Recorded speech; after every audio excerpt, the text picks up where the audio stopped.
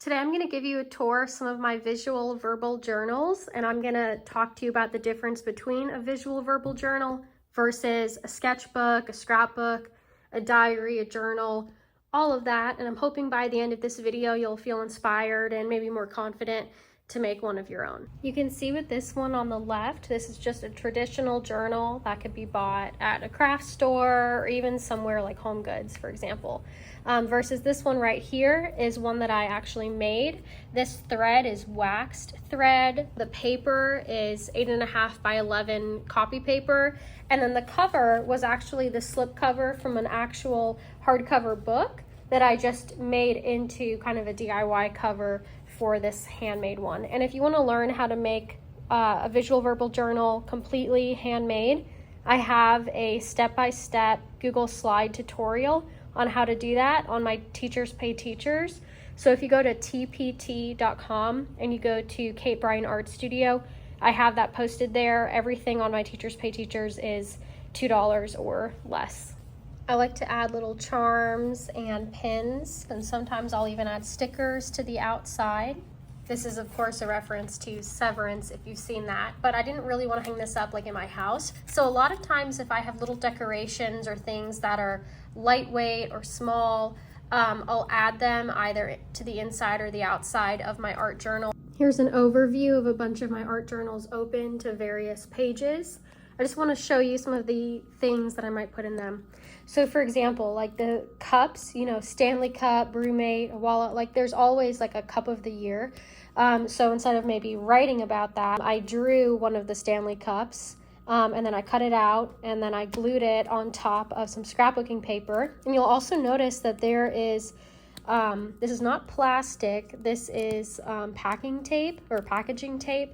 So whenever I'm 100% done with a page, I'll often cover it, trying to be careful not to have a lot of bubbles, with packing tape to kind of seal everything in. So here I have a test print from a lino cut that I added onto this page. Oh, you can see my cat right here. And then here, this is a painting of a tomato portrait that I made on some thick watercolor paper. And then after it dried, I decided, I didn't want to frame it or anything like that. I decided to cut it out and glue it to this page. And then this was really fitting to put across from it. I had a patch of Campbell's condensed old-fashioned tomato soup, so that makes like a perfect page. And then in the background it's all fruit, so I just thought that was fun. It was cohesive. This is an example of one that I have not added packing tape over, and I don't know if I will or not. Sometimes I'll cut out a picture from a magazine or a book and then I might paint over it. And then with this page and this page, these are both instances where I had made an artwork again on a separate piece of paper, like sketchbook paper or whatever. And then when I was done with it, I decided, once again, I wasn't interested in hanging it up, but I also didn't want to throw it out. So I'll just glue it across 2 pages and then let it dry.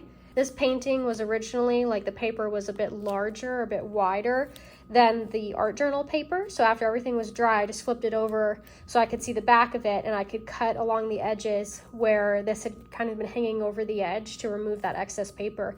I also like to include a lot of photos, especially photos that I might not deem quote unquote good enough for a scrapbooking page, or I might only have 1 photo from an event instead of 3 or 4 photos.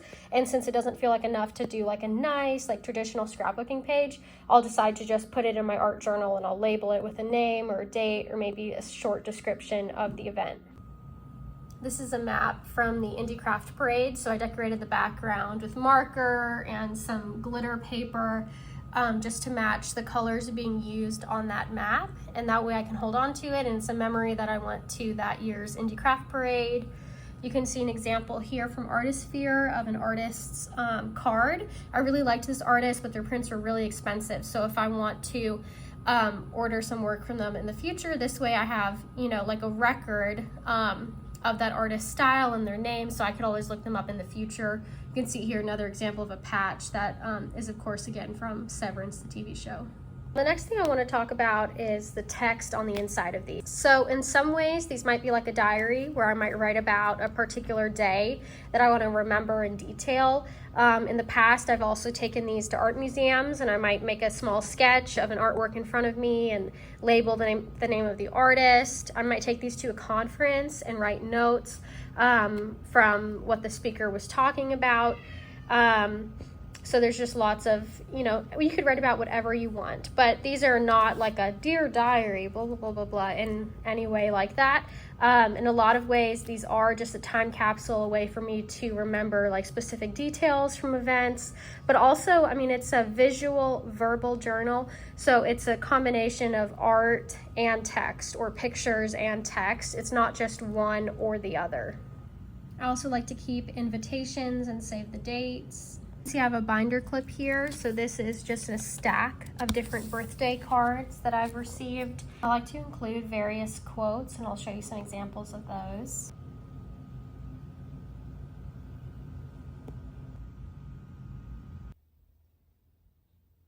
Sometimes I'll add pockets on the inside of the book, and then I can slip smaller items into it that I don't want to be glued down. Maybe notes, for example, that are folded up, and if I were to glue them down, I would be, covering up the back of them. Here's another example of a pocket. Envelopes can also be included to hold small items. And I like to include a lot of washi tape as well. This is my current collection of washi tape. It's just more fun than using glue or using like a regular clear tape. So here you can see the difference in thickness between one of my normal journals versus one of my art journals. So my art journal is really thick from everything that I've glued and taped in there. This is only writing. I've just used one pen. I'm not gluing anything or taping anything into this. And this is more of like a bullet point style list. It's not like a Dear Diary type of book. It's like, here's what's going on in my life at this time. Like, this is where I'm working. These are the books I'm reading. This has been, like what's going on with my family at this point in time. Art journals are not in any like chronological order, versus this is very much so dated and goes in a chronological order. And then finally, this is an example of my scrapbook. My scrapbooks are very intentional. My scrapbooks are something that are meant to be seen by other people. My art journals, for example, or my regular journal, like that's just for me, that's personal, and something that I like to look back on every now and again. But my scrapbooks, these are something that would be on like a bookcase that like a family member could like pull one of these scrapbooks off of the bookcase and look at it if they're visiting, that type of thing. These are more like, obviously not like public, but they're made with the intention of being seen by other family members and close friends. And the hope would be that these scrapbooks would be held onto and taken care of by like my future children, for example, so they could look through them and see like memories from their parents and other family members. So this is an example of one of the pages in my wedding scrapbook. I actually made hundreds of paper flowers to decorate the reception tables at my wedding. And then my sister and some other family members and friends, at the end of the night, they actually grabbed a bunch of them and saved them for me because they figured I'd want to use them for something, and they were right, and they ended up in my scrapbook. So that's just like a fun detail.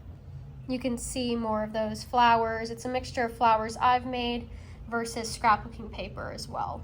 Thanks for watching, and I hope you'll feel encouraged to do some art journaling too.